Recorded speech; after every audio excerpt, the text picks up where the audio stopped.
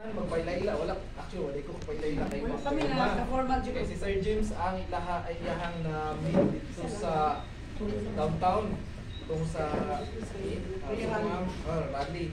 So magpailaday ko sa inyo ha. Ako di ay si Chelion Donya Buhia. So mantimanan DJ na lang itawag niyo sa ako ha. Ako hangga DJ. So again, ako si Chelion Donya Buhia. Pero akong angga, pwede ko niyo tawagon og DJ. Para dahil lang timanan. So asan mo po si DJ or pwede nyo i-text ko kay maghatag mo niya o swertres kung lastong number. So anyways, so ako din ang gipadala ni Sir James sa White Glow Products. Ang name dyan sa kumpanya kay Romy James Marketing. Ang brand, ang product kay White Glow Products. So, pero ang company nga na-register sa City Hall, ang ano dyan siya, ang Romy James Marketing, nakapangalan kay Sir Romy James. Kaya tinong pangalan ni Sir James, Romy James. So, siya ang owner. So, ang ginahimo ni Sir James ang tunod, dili lang siya about sa product promotion, kundi namin ginahimo po nga outreach program, sama sa gihimo na itong March 24 sa Samar, sa Piña Plata. So, naka-benefit dito ang 220 nga kinder to grade 3 learners to March 24.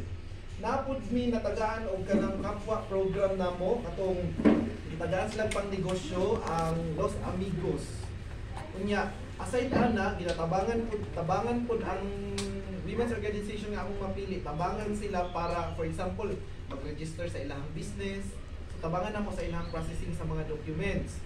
Regarding po sa tax, so kanang mga filing ba sa mga bookkeeping nila, ginatabangan po na namo. May napon mi distributor sa Cebu, so ginatabangan namo sila sa legal documents nila para dili sila masita pag nag-operate sila sa ilang business. Kaya atong purpose man sa Romy James Marketing White Glow Products kay magtudlo sa mga barangay para na sila pwedeng pagkakitaan, extra income. Kaya among itudlo sa inyo nga, like for example, aside ani, di mo itudlo, i-demo lang na unsa paggamit.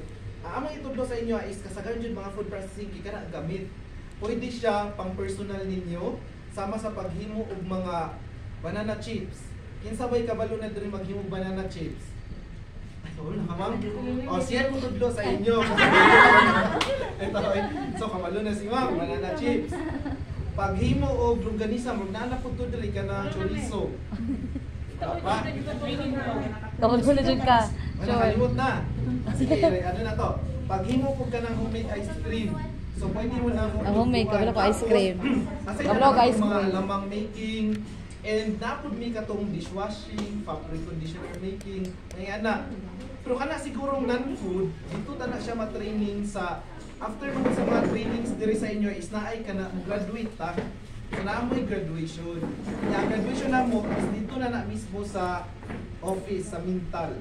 Sa kay magtapok na dito kung kinsa tong mga dito na may award kinsa tong ma-awardan ko. Usahay kung kinsa tong napili nga barangay sa katong kapwa program namo kay dito mi sa barangay ga award mismo sa ilahang barangay.